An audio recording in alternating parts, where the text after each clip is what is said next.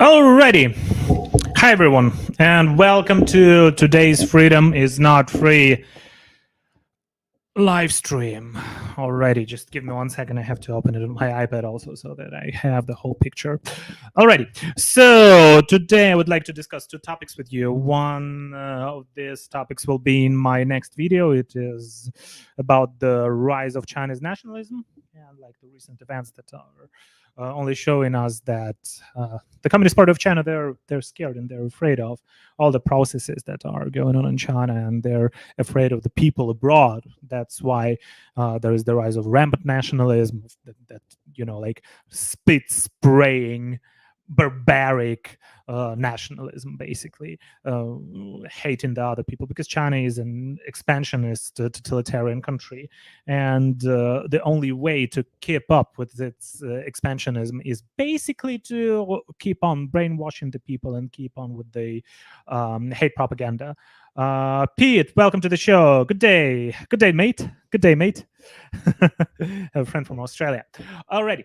So first things first. Let's talk about the Olympics, right? Because that's probably the topic. I didn't want to talk about it like in the beginning. There's that simple reason, because I don't watch the Olympics and I don't care about Olympics. I don't care about those sports events, and especially the Olympics. Why?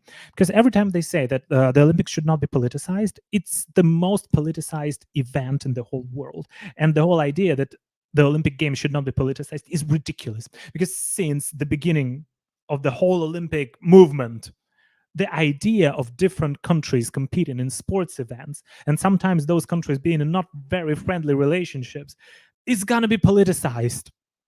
And there are multiple scandals of using like illegal drugs, performance boosters, and so on and so forth. It's just, this is not how it should be. And why I also don't watch the Olympics, because they simply discriminate against some countries like Taiwan or like Kosovo, small democratic countries that are just not being recognized by some international organizations that are also pretty ridiculous to begin with. Alrighty, let's start with the first thing. All of the Olympics games are going to be politicized, and still we say that those things shouldn't be as political, but we still allow those athletes coming from very undemocratic countries like North Korea, or even like Russians, who are actively participating in genocide against Ukraine, who have invaded Ukraine, and are providing platforms to those countries. So yeah, that's the first thing. Secondly, not only the politicization issue, but the issue of the Olympic Games becoming a platform for those totalitarian countries to spread the word and to let the other people see how great they are and how developed they are. Just look at the Beijing Olympics in 2008, or the last Olympics, where actually Putin and Xi Jinping had a discussion before Putin decided to invade Ukraine in 2022. That was the Winter Olympics in Beijing. And those opening ceremony with 8,000 people beating drums, like 8,000 CCP slaves in a country that has no respect for human rights, like no nothing, beating the drums and showing the world who the real boss is. Or right now, which is quite the opposite, but the opening ceremony in France, which I'm a Catholic, and I saw that it's, well, first of all, it's a little bit disrespectful to Christians, because the Final Supper and the way they portrayed it during the ceremony, I don't see it as being too nice.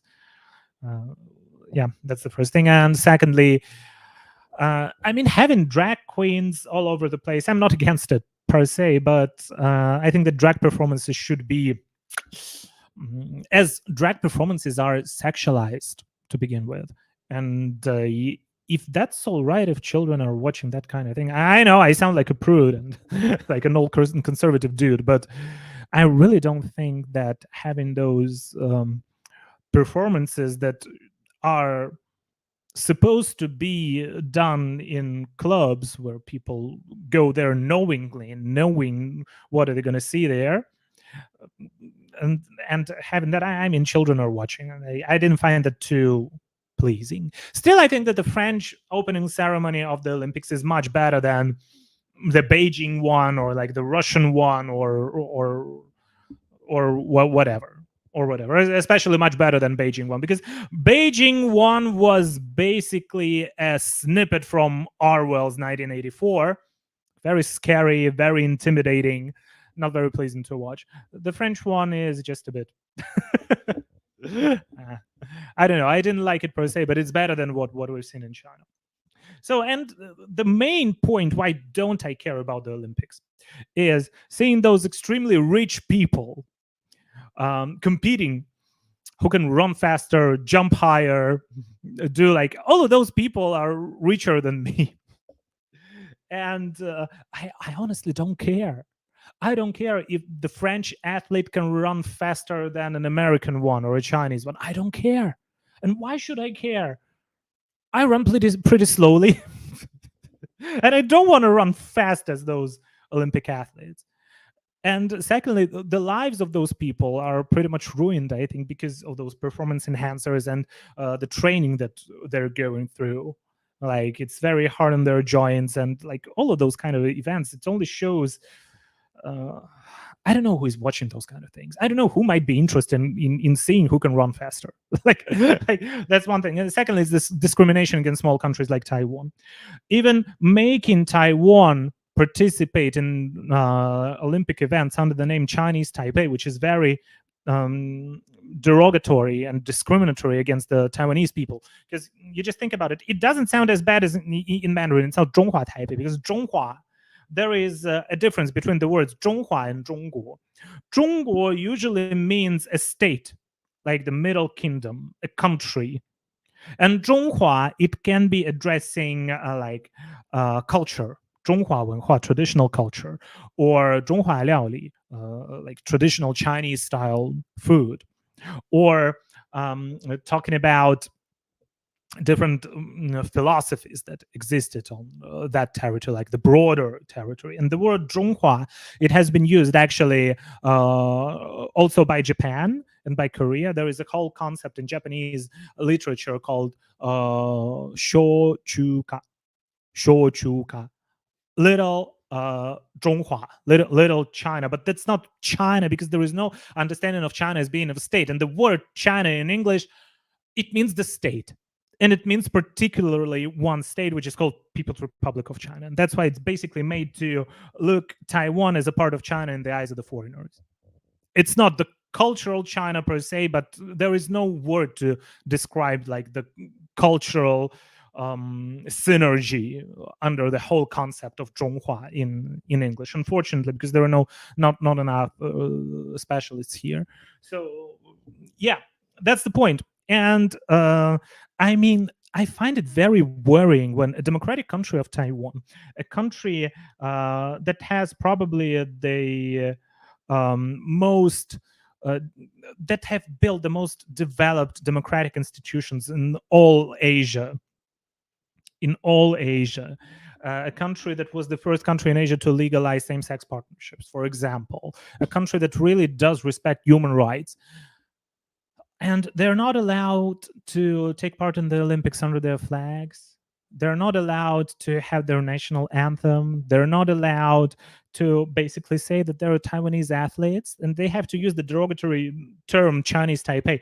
I mean, Russia is not allowed to take part in the Olympics under their flags because first of all, there was that performance enhancement drug scandal. They have cheated during one of the Olympics. Secondly, they're actively committing a genocide, and you're treating a country that is actively committing a genocide the same way you treat a democratic country, the same way you treat a country that is committing a genocide. This is why that's bigotry. That's ridiculous. Chopsticks and trains. How did your Chinese get so good? I used to live in Taiwan for a very long time. I got my university degree in Taiwan. So yeah, it's pretty good. I'm also writing articles in Mandarin Chinese. If you look at one of the Taiwanese media, it's called Pokua, like Pokua Taipei, Baogua in Mandarin, it's called Baogua. It is I do write my political observations there, so in Mandarin. So yeah, I see myself as a pretty competent person if we're talking about the Taiwan affairs and the overall situation in Taiwan. Okay, so that's the Olympics point. I think I'm finished with Olympics at this point. Well, I didn't like the Olympics to begin with, and for all of the reasons I have described before. And the opening ceremony, and before that, like first of all, French people saying that they're gonna they're gonna poop into the Seine River before the Olympics, and then that ceremony that I don't know. I'm okay if you're gonna perform the Last Supper, then maybe next time perform something from the life of Prophet Muhammad. But you don't dare to do that. And what is the main difference between Christianity and Islam? Why you don't dare to perform anything from the life of Muhammad, but you dare to perform something from the life of Christ? I don't know. Just asking. And I see myself as a pretty. I don't know. I think of myself as a pretty tolerant person, and I do support equal rights. But I mean, having those kind of performances, it's not. I didn't find it too. I mean, it's okay to have a drag performance. That's all right, but not because people who are watching the opening ceremony of the Olympics, they're not being sad that there will be a drag performance there, right? And children might be also watching. So just asking. Just that's my conservative perspective. I don't find it too, because it's sexualized. It is sexualized performance. I don't think that anybody would actually disagree with that. It's a highly sexualized performance. But yeah, that's France. That's France. French people are special. French people are special. But there is some good news for Taiwan also, because on the NHK, when the Taiwanese team came out, they didn't use the word Chu Kai Mingok, like the Republic of China. They also didn't say Chu Ka Taipei, which means the Chinese Taipei. They used Taiwan des. Taiwan. They called it Taiwan. And then the French people, I don't remember which TV channel in France, they said that's it. And right now we're seeing a team from Taiwan, which is coming under the name Chinese Taipei. Let's say like a team from Taiwan, which we know pretty good. So that's also good. And this is why I wanted to tell you about the rise of Chinese nationalism, just to smoothly have a transition into our next subject. But the Olympics, honestly, a highly politicized event, and usually those Olympic Games have been used as propaganda methods for totalitarian countries, like 1936 with the Nazis, or 1980, I think, with Moscow Olympics, with propaganda of communism, or with Beijing Olympics in 2008, or with Beijing Olympics in 2022, right before the war in Ukraine. Right before the war in Ukraine.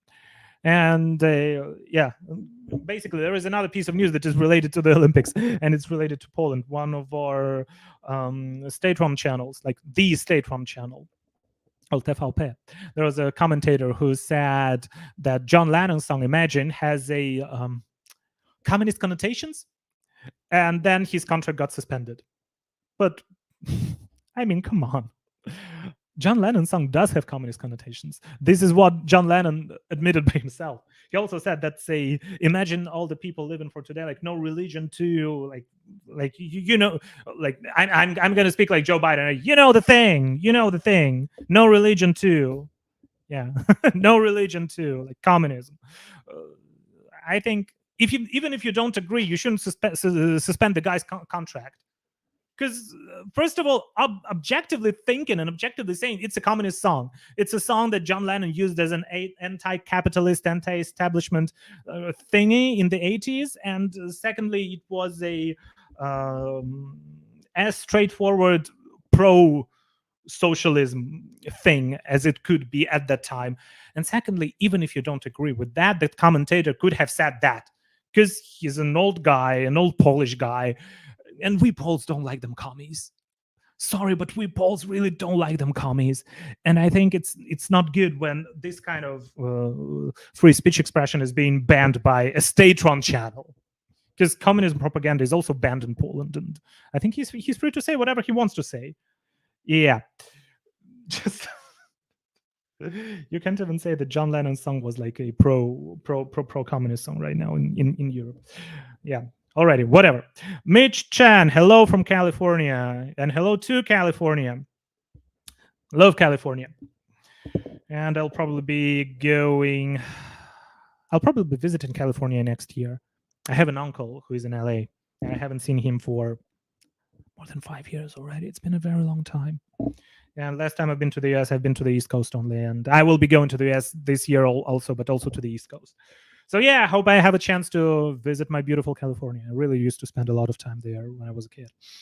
Yeah, TMI probably. The Poles had been suffering enough from the communists. Yeah, we were. And that's why you see Polish people and Polish diasporas pretty much in every single country in the world. There's more than 10 million Poles in the United States, a number close to a million in the UK, a number close to a million in Germany. There are also Polish people, I think, in South Africa. And actually, the guy who shut down Mao Zedong's son during the Korean campaign was South African, but of Polish origin. His family moved to South Africa after the Second World War. So yeah, there are Poles everywhere. In Taiwan also. In Taiwan also, in Japan also, like everywhere. But those like old diasporas, especially like the American Polish diaspora in areas of like Illinois and Chicago, Polish people have been moving there. I mean, since the Revolutionary War, probably like after the Revolutionary War, there has been like a big chunk of Polish people moving to the United States, and actually Polish nobles fighting together with the Americans. Yeah.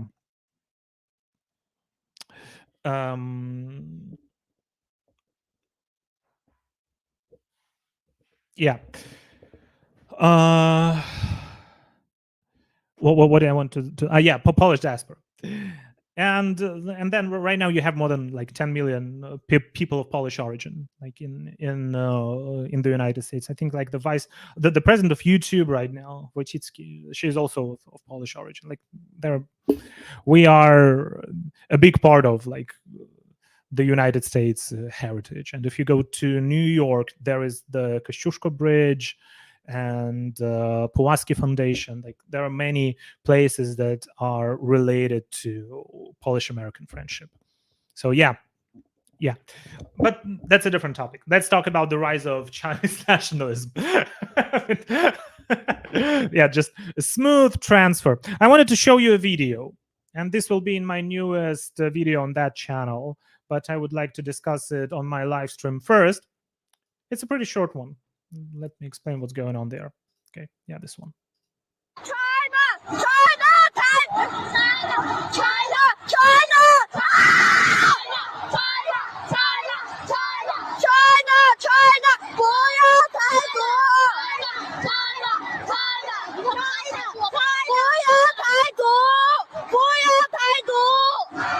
Okay, basically like that. So this is New Zealand.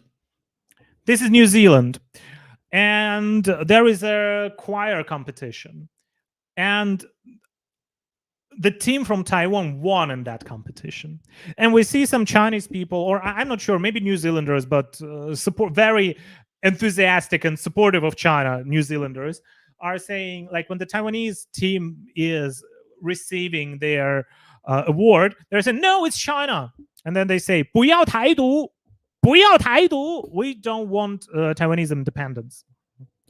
But basically, that's not your business, as if China has not been of control of Taiwan, not for a single day. And the People's Republic of China, since their establishment, didn't have like a single day, a single hour, or a single second control in Taiwan.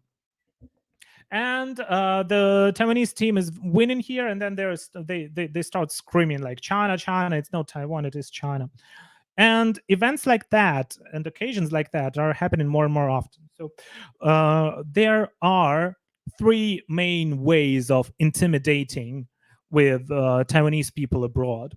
It's not only aggression against Taiwan, but there are also actions committed by the Chinese government, by the Chinese businesses and diaspora organizations, or by the little pinkies in countries all around the world. And this is what I wanted to talk to you about today. like this New Zealand thing.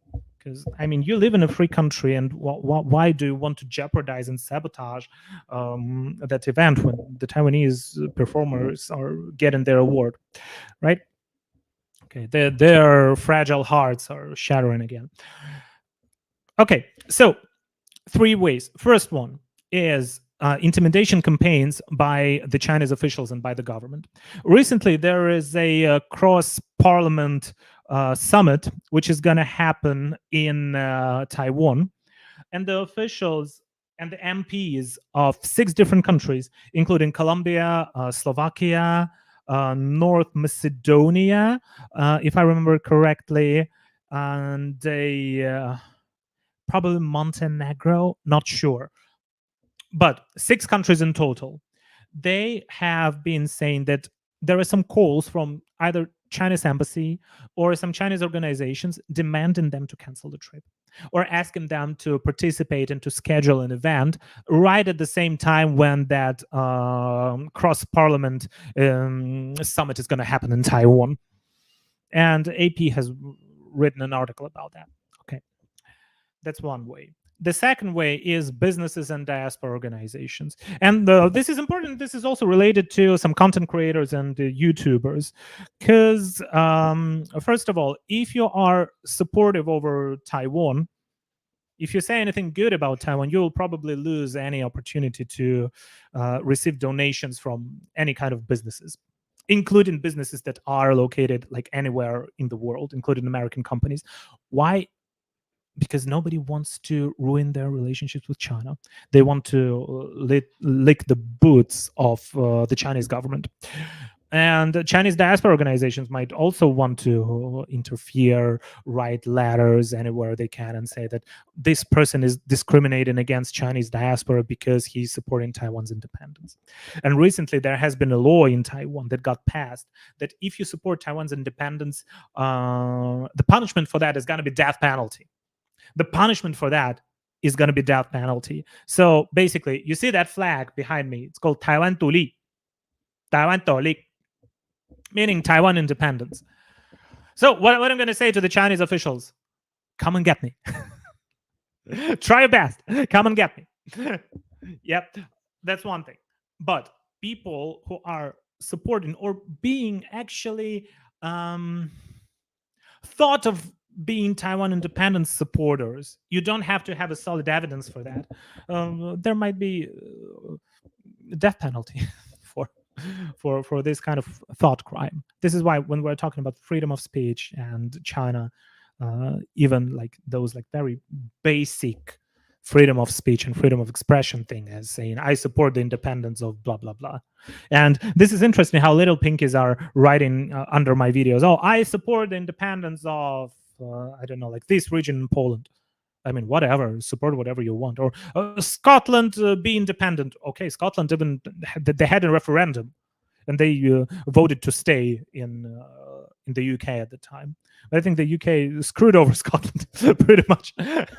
Because one of the reasons why the Scottish people wanted to stay in the UK is not to have to apply to the EU once again for the EU membership.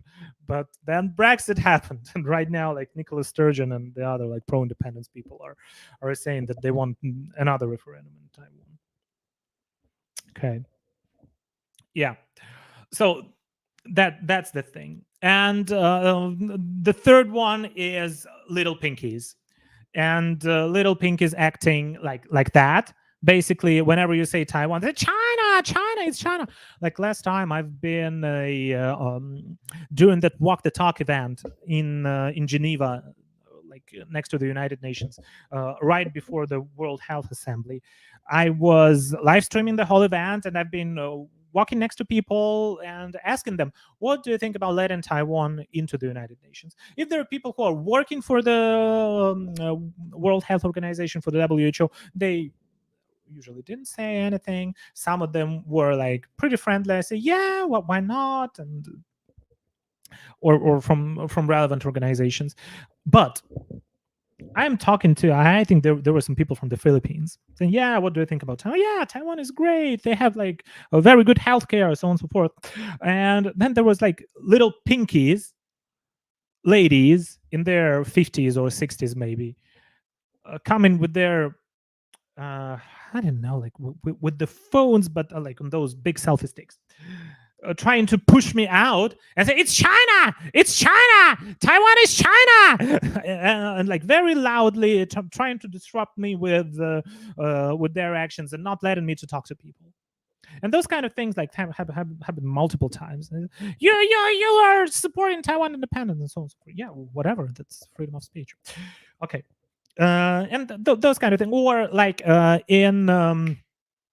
That happened in Sweden when those little pinkies were lying on the floor and saying, "This is killing, this is killing." Why? Because they wanted to squat in the lobby of that hotel next to the front desk, and they were just being asked out because they didn't pay for stay. Yeah, you're not supposed to stay in the hotel. They were, "This is a killing, this is killing." Those kind of things, like being very unreasonable. Or during that APAC event, uh, when Xi Jinping came to where came to San Francisco, and Gavin Newsom cleaned he cleaned the city. He cleaned up the city. The city became just perfect. It was perfect, just perfect as new. This is interesting because I know San Francisco pretty well.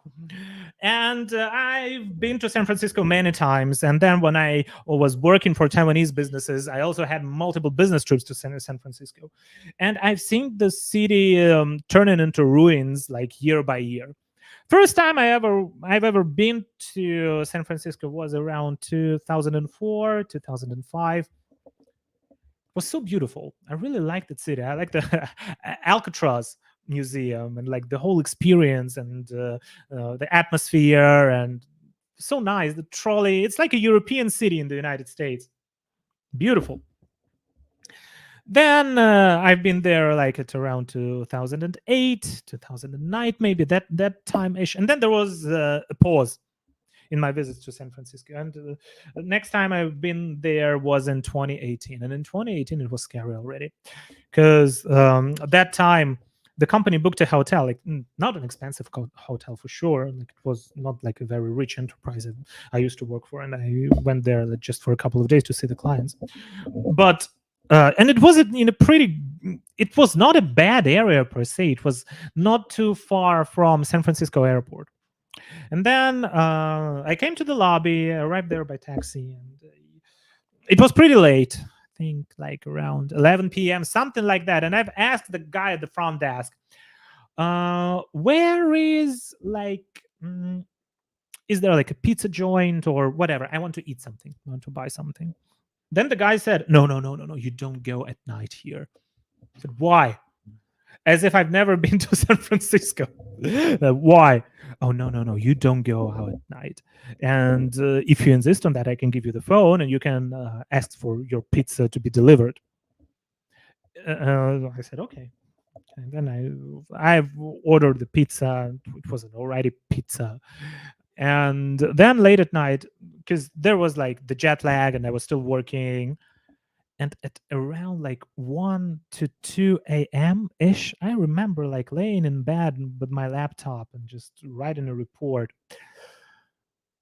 I see those sounds, bang, bang, ah! I said, oh my God, where am I?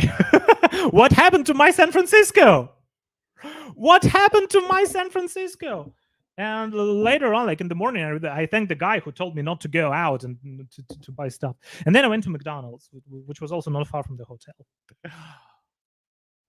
It was the first time in my life I saw a person shooting either heroin or fentanyl or whatever it was down his veins next to McDonald's entrance with little children having their Egg McMuffins inside. It was like, it was terrible. It was terrible.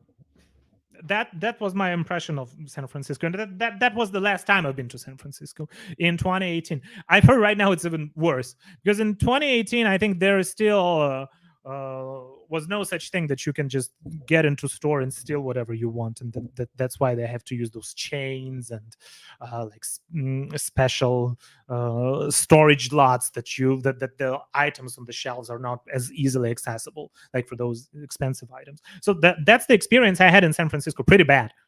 I mean, pretty bad. LA was not as bad.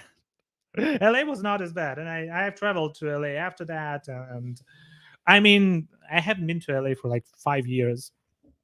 I don't know how bad or good it is right now, but I mean, I saw San Francisco actually becoming like what it is right now, and that's my personal experience. And when I see people talking about how bad is the city and what kind of hellhole it is turning into, yeah, I feel you guys. I've seen it by myself. Because nowhere in Europe, like not even in Berlin, which is like the capital of filth in Europe, no, it's much cleaner, and nothing bad would ever happen to me in Berlin. Yeah, that's the thing. And in New York City was not as bad, actually. I've been to New York City many times after that also. It's all right. I feel pretty safe in New York. I didn't feel safe in San Francisco. San Francisco was probably the only town in the U.S. where I didn't feel safe. Yeah, I don't know how bad Kensington, Philadelphia is, but I don't know. We'll see. And yeah, these kind of things.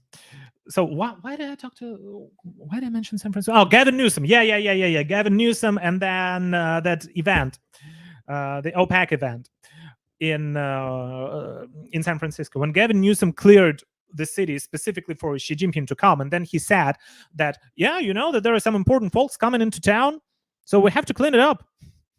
As if, I mean, Joe Biden, Kamala Harris, any other like U.S. official come into San Francisco, Gavin Newsom does nothing for them. But when it is his boss, Xi Jinping, then yeah, we have a totally different Gavin Newsom, governor of Californian province of China, probably. Yeah. And then there were those diaspora organizations, Chinese diaspora organizations, welcoming Xi Jinping. And if there were some dissidents walking by, they were beating those dissidents with their flags, with their flagpoles. Yeah. And they also hired a guy, a pretty bulky looking guy who was actually like also hired probably by the Chinese embassy, who was actually beating like and hitting those people whom he didn't like during that OPEC event. Okay. So yeah, this is one thing. And there are also like little pinkies that we see all over the place right now. And let's talk about why are we witnessing the rise of such blatant and spit spraying nationalism in China. This is all related to the education system. That's, of course, that's pretty obvious, and also to the whole notion of an expansionist empire. When they want to, because they have very big problems in China's economy right now. And here I'd like to use a saying from Yai Takyo, who is a very well-known journalist. He's Japanese and he used to live in China for a very long time. Right now, he has his own show in Taiwan. And when he described those totalitarian governments and those regimes like Nazi Germany or Communist China or Russia, there is a notion of three things happening simultaneously, and this is what the government wants you to know and wants you to say and think. First of all, our country is the greatest country on earth, or in Mandarin, 我们国家最伟大. Secondly, our country is being right now in the most dangerous situation in history. 我们国家最危险. And number three, our country has been humiliated for a very long time. 我们国家最委屈. I mean, in Mandarin, it's much more like when he said that he's Japanese, but he's writing a lot in Mandarin, so that's why the saying is in Mandarin. So 我们国家最伟大, 我们国家最委屈, 我们国家最危险. We're the greatest. We've been humiliated, and we're in the most dangerous situation. And this is exactly what China wants to say to their people. And that's why they have to mobilize around the figure of Xi Jinping, of the dictator. And that's why their little children, instead of learning English in China, right now they're having classes of Xi Jinping's thought on socialism with Chinese characteristics, or in Mandarin it's called Duben, basically a book to read. They're having that kind of class. Then secondly, why we see the rise of militarism in China with little Chinese kids wearing military uniforms and pretending to kill Japanese. And pretending to kill Japanese. And anti-Japanese hate has been on the rise for a very long time. And also, there is a difference in the outward expansionism that is going on right now in China and the inward nationalism that has been present there for a very long time already. Because right now China expanding out, that's why they want to claim Taiwan, that's why they actually made Hong Kong like just a usual Chinese city instead of its own thing that it used to be. That's why there is so much pressure being applied to Central Asian countries or to the European countries. That's why the neo-colonialist activities in Africa, including Congo, including Zambia, including other nations that where China is actually trying to get their natural resources from. For example, Congo, they have those rare earths that are necessary for high-tech manufacturing, high-tech production. That's one thing. Before that, they were trying to suppress any kind of secessionist movement, for example, like Tibetan independence movement, like Free Tibet, or movement for the independence of East Turkestan with the Uyghur people. Right now, they're actively committing genocide against those two groups. And the key target for them is Taiwan. They want to capture Taiwan and they want to spread their influence outside. That's why they want to challenge the European countries, they want to challenge the United States and become the new, even though having the counter hegemonic rhetoric, basically it's the neo hegemonic rhetoric. Like Chinese human rights are different from the human rights in the West, or American democracy is not as democratic as the Chinese democracy, even though China doesn't have any democracies, and those any democracy, and that's why those little pinkies, and that's why those diaspora organizations, Chinese businesses, are acting as a part of the united front. You see, where does the united front and the limitless warfare concepts, where do they come from? They utilize any and all of the resources they have to win the cognitive warfare. And after winning the cognitive warfare, they can win on the real battleground. So this is why we see the rise of that rampant nationalism. And plus, those little pinkies, while acting as idiots abroad, they're owning some social credit score within China. Because some people will say, "Oh yeah, you love our country so much." Yeah, then why did you move to New Zealand then? You love your country so much so that you immigrated to New Zealand to be as far away from China as you can be. Yeah, but basically things like that. And that's why this Chinese nationalism is on the rise. And historically speaking, um, before the revolution of the early 20th century, the Xinhai Revolution, some of the Chinese thinkers, they understood that the Qing Empire is going to fall down sooner or later. And the Qing Empire, the Manchurian Empire, why did they manage to keep this large amount of land under their control? It was through the strict power, right? It was through the oppressive measures, and everyone was supposed to serve the emperor.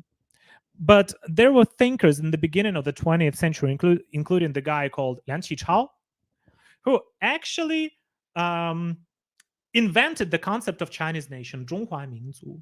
Because before that, there was no such thing as the Chinese nation. There were like different people living in the same empire run by a Manchurian emperor. Because Qing dynasty, it's called dynasty, but I prefer saying like Qing Empire, because if we're talking about the continuity of Chinese history, it's also not very historic, because after the Tang Kingdom, or after the Song Kingdom, when there was the Mongolian dynasty, it was not a dynasty, it was Genghis Khan who came. It was Genghis Khan and his sons who actually just destroyed the country that existed on the territory and established their own country. That's called like the Yuan dynasty. It was not the Yuan dynasty, it was Mongolian Empire there. And same thing, like Tang dynasty, Tang Chao, they were not Chinese per se, they're also Central Asian. And then after that, after Mongolians, after the Yuan Chao, there was Ming Chao, who were like Han Chinese per se, like what we say Han Chinese. And like the whole saying right now that the little pinkies like to use, 凡我中华者，随远必诛，随远必诛，随远必诛嘛. This saying, it used to sound differently during the Ming Empire time. It was saying 凡我汉者，随远必诛.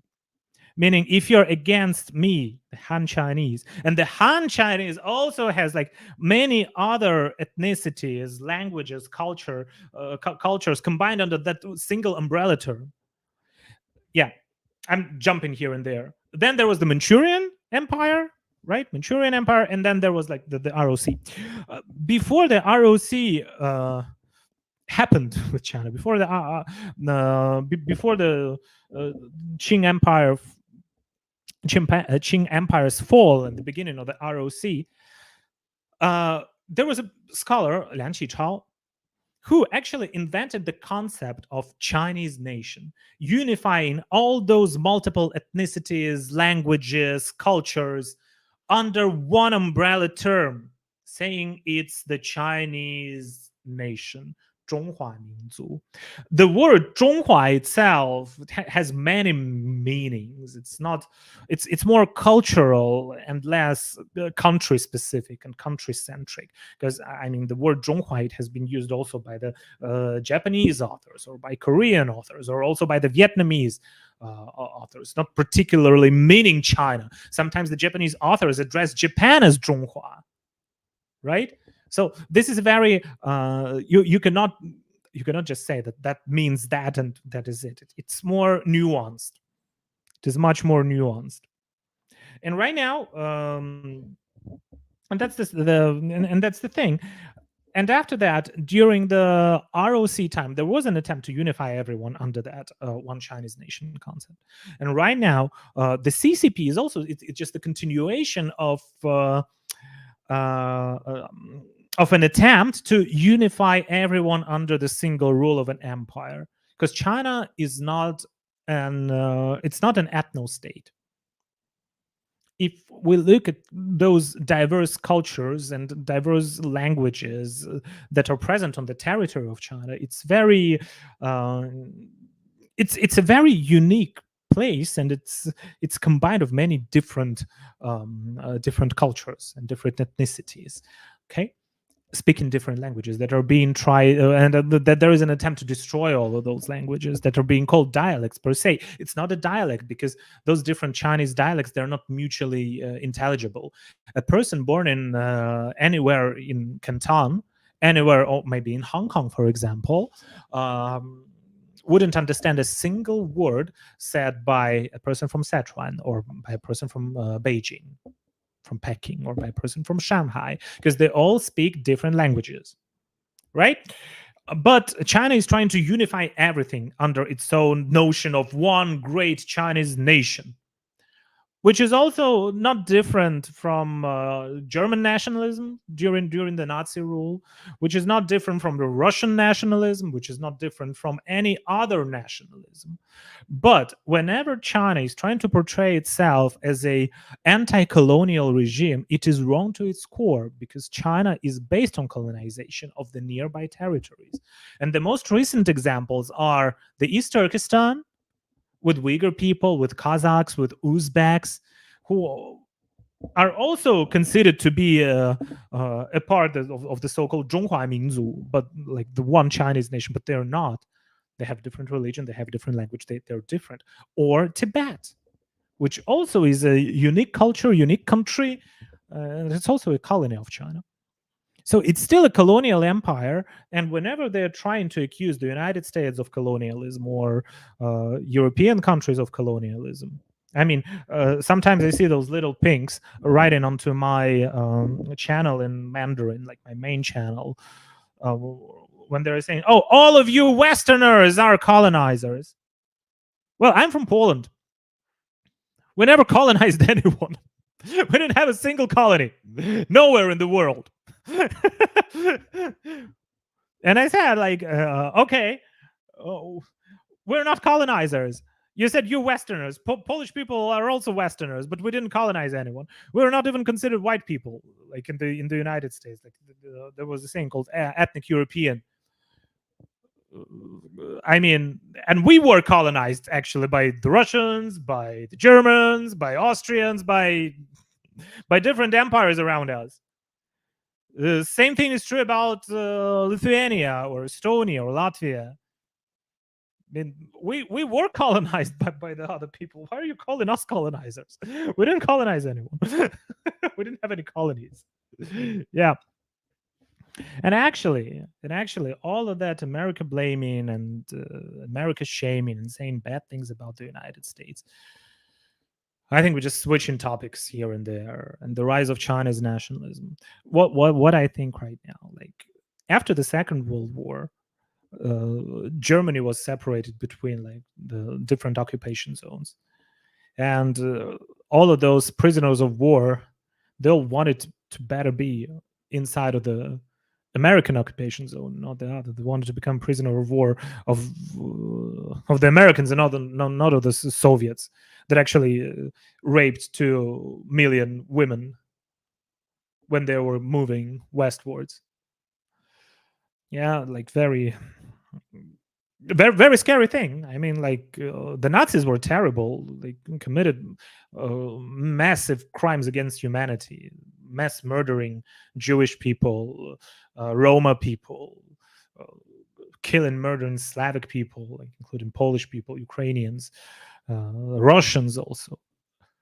But what the Red Army did was also horrible, and they also committed lots of war crimes, but nobody is saying anything about it because basically communists didn't lose. Nazism is terrible, but so is communism, and there are more people that died from communism than died from Nazism. And I think those two regimes are equally bad, and we have to condemn both of them. And I think this is what my country of Poland is doing correctly. We're prohibiting any Nazi or communist propaganda or any other totalitarian regime propaganda. This is how it is supposed to be. And that's why doing those like America did a lot for the development of the world, for the promotion of human rights, for making American allies develop. Look at all of the countries that have good relationships with the United States and that are working together to build better future of this world. When Americans came to Europe, they rebuilt Germany, they rebuilt France, they rebuilt Italy. They rebuilt all of those countries. They rebuilt Japan. They provided all the necessary support to Taiwan. When the communism fell, Americans did a lot to help Poland. Americans were supportive of Polish independence in 1918 when we regained our independence, and Americans were supportive of Poland getting its independence once again, but from the communists in 1989. That's why a hero of mine, a person who I really look up to and who I consider my main target that I want to reach as a person that I do respect most is President Reagan. And I'm extremely thankful for President Reagan and his struggle to get the world rid of the communism.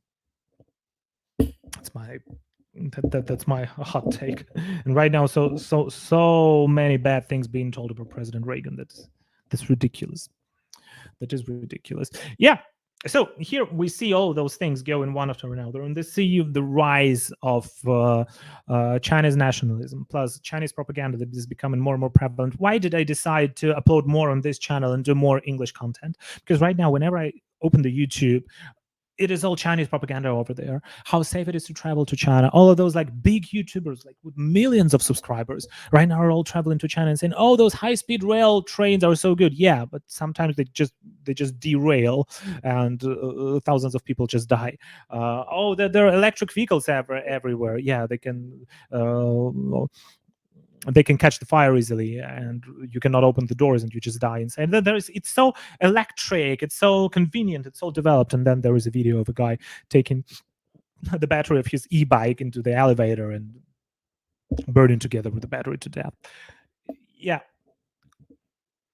that soft power propaganda, also that harsh power propaganda, like the real propaganda coming from the Chinese Communist Party, plus multiple events, cultural affairs, infiltration, foreign 110, basically Chinese police stations. That I've also made some content about the Chinese police stations.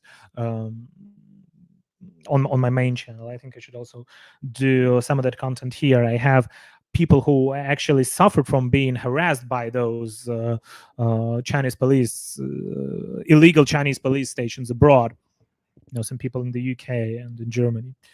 So we understand how terrible and how difficult it has become, and the Chinese propaganda is going to become worse and worse, and more persuasive, because they're also getting better at it. And that's why I think it's necessary not only to make my content in Mandarin, because I am doing content first of all targeting Taiwanese people, because that's the country I'm familiar with, that's where I used to live, that's what I know, and that's how I'm feeling confident and comfortable talking about. For example, like the current European events, how are they influencing Taiwan in the future, or the American elections, and what are the foreign policy positions of Kamala Harris, or what are the foreign policy positions of the conservatives, of Donald Trump or JD Vance, for example. Yeah. But now I think it's necessary to do more content in English. And that's why I do encourage everyone to subscribe to this channel. I will do more political analysis. I will do more content. And this topic that I have just covered, the rise of nationalism, like the spit spraying nationalism, how I call it, in China, there will be a short video on this channel, probably today. I just didn't finish editing it. And what can we do about it? Yeah, like the final idea, what can we do about it? What do you guys think we can do about it? Well, first of all, we have to also let the world know how good the democratic countries are. We should be united, and we should there should be a rise of the civil society and of the resilience of the Western democracies. We have to be more confident in how good our countries are. I mean, I know so many British people. I love Great Britain. I love the UK. But whenever I'm talking to any Brit, they just say how bad their country is. This guy is a prick. This guy is a dork, and we live in a hellhole. I mean, the UK has a lot of things to be proud of. It's a democratic country. It's a free country. You can do whatever you want. They have great food. They have great culture. They have beautiful scenery. Probably the most magnificent scenery you can see anywhere in the world is in the UK. Have very deep culture, amazing history, and looking at how much did the United Kingdom do for the development of this world, it's a big impact. Of course, there was a bad part of that history. There was a history of colonialism, of oppression against the other countries, and it has to be talked about. But that doesn't mean that the UK is a bad country per se. And right now, the UK has no colonies anymore. The UK is doing its best to help those former colonies to develop. So this is a good thing to acknowledge. But that's my opinion. I'm not British. I've been to the UK many times and spent some time in the UK, but I'm not British per se. So yeah, just thought. I think it's a great country, in my opinion. Yeah. That's the first thing. And then secondly, whenever we see the rise of those little pinkies, it is good to expose, and it is good to actually tell them that, because sometimes it's due to their lack of understanding of what really is going on in China and what really is going on in the Western countries. And I think it is good just to tell them, yeah, you have your freedom of speech here. You can express whatever you want, but I can also recommend you to watch this, and that. and you probably do enjoy your life here, and you have to give a second thought before like saying that China is great, because you're not living in China. So basically, I think it is important to be confident in the countries that we live in, and not not buy into those communist propaganda, and also support the Taiwanese people. They're our allies, and they're probably our best allies. Okay, let me read some comments and we'll finish today's live stream. Corgi, yeah, I personally know a few people moving to Texas. California high taxes doesn't make sense anymore. Our taxes have been misused just to benefit the politicians. The elected officials are corrupt. I like Texas.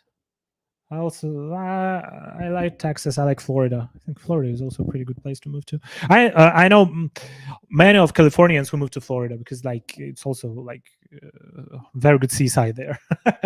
Yeah.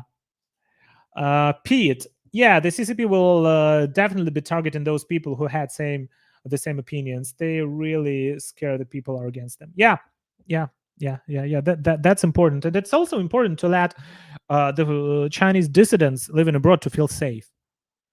Because sometimes I know many of the Chinese dissidents living in Poland, living in Germany, in the UK, in Switzerland, that they're feeling unsafe because those Chinese like secret police everywhere. They're being harassed by those student organizations, for example, of China, and they're targeting those dissidents. And I think they did a lot, and they tried their best to escape the totalitarian nightmare that China has become. It is important for us as Westerners to provide safe haven to them here, and not let them be afraid of the CCP propaganda and of the CCP officials abroad. So yeah, and I think I felt pretty ashamed when one of my Chinese friends who lives in Berlin said, I'm not feeling safe here sometimes because there are so many CCP affiliated people following me. Like, wow. Well, I felt very bad. I felt very bad as a European, as a Westerner. I felt very bad. So I think we should do our best to support the human rights and to provide them with the best conditions, and actually to crack down on those like secret police stations and the CCP infiltration attempts abroad. Yeah, I always feel bad for Rhodesia. They got abandoned by the UK and their Commonwealth allies. Yeah, used to be the richest land, but now it turned into a dump. I don't think it's a dump per se, and I think that the empires should have fallen. Like the empires fall. That's what happened to that's what happens to the empires. But then what's interesting? How do they transform with time? And yeah, the UK is in a pretty big turmoil right now, and I hope they get out of it stronger than they are. Like basically, the whole Western society is in a big turmoil right now, and I think we will get out of it stronger than they are, or than we are right now, and that we will be more united than we were. Yeah. Mitch, I have a different view. CCP uses the idea Zhonghua to prevent the breakaway of Xinjiang and Tibet. People don't need to be labeled to be united. People band together probably when they share a common value and goal. I agree. Yeah. And I don't think that's a different idea. I think that's the same idea. I think we share the same idea regarding to that Chinese nationalism. Yeah, they use these labels to mobilize the people around them, and then there come different oppressive mechanisms, like with the red guards before, or with the little pinkies right now, the pro-CCP mob, the social media, like those Wu Maos and little pinks. Then we have the social credit score and so on and so forth. That's pretty similar idea, but people bond together and stand up against those dictatorships, like what we saw during the, for example, white paper movement. And then they actually stand up to those people who are being oppressed. Like every street had Urumqi. Every city had an Urumqi street at that time, because it was very obvious oppression against the Uyghur people.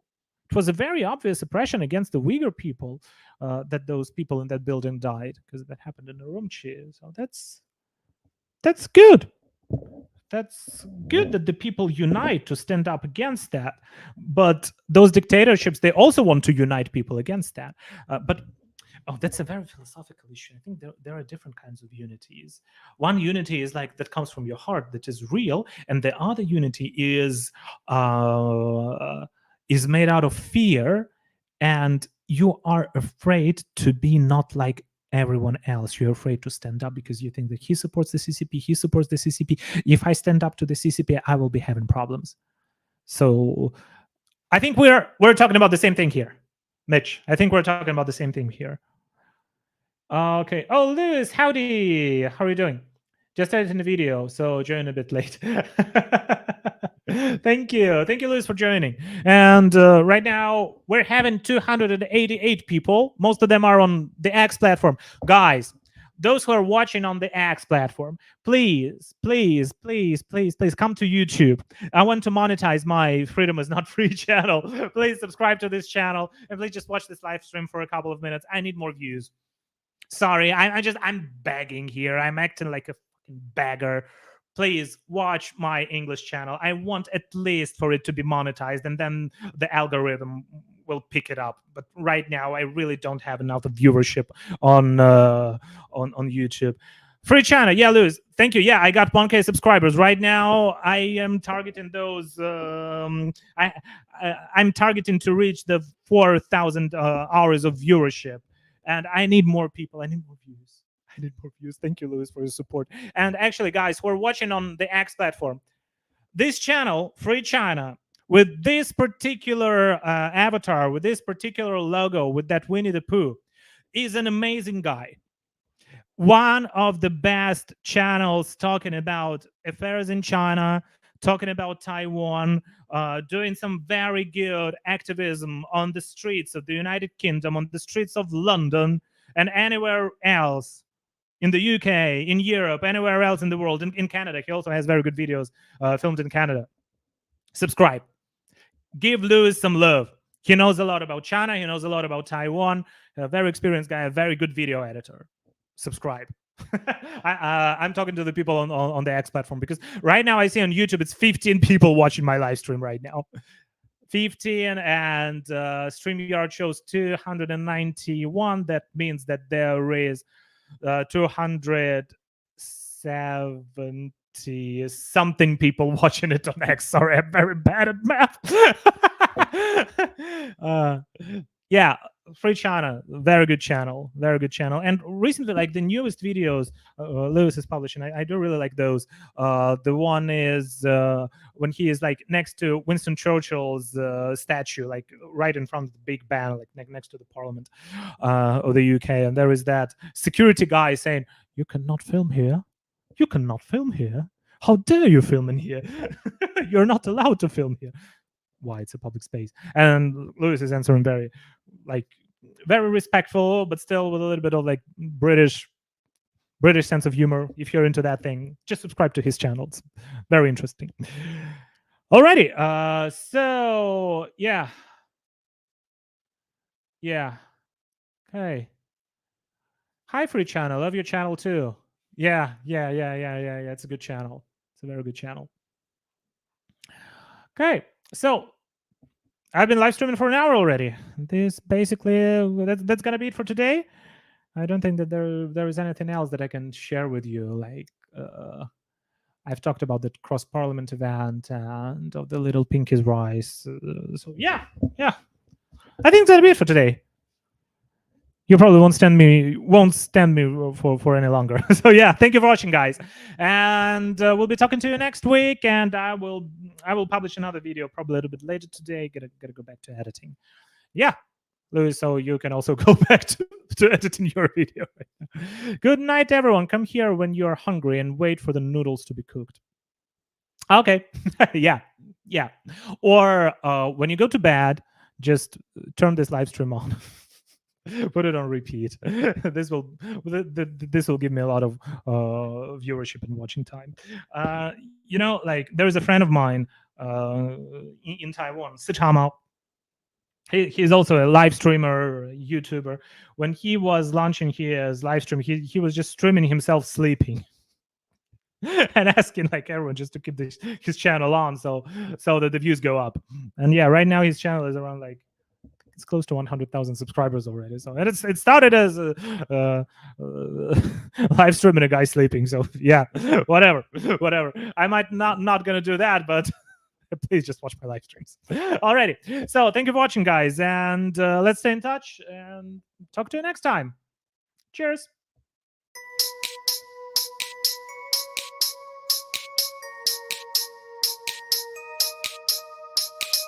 十里山路，200斤麦子，同上宽衣，和二个头吃包子。十里山路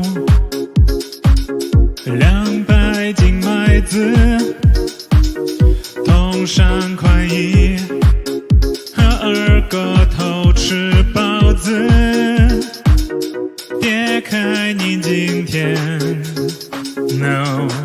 闹得欢，小心今后来清淡。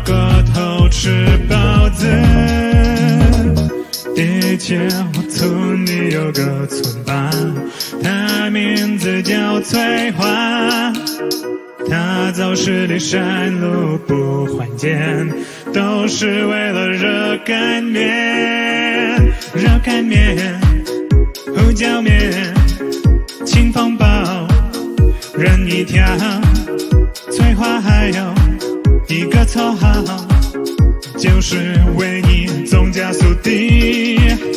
别看你今天闹得欢，小心今后来清淡。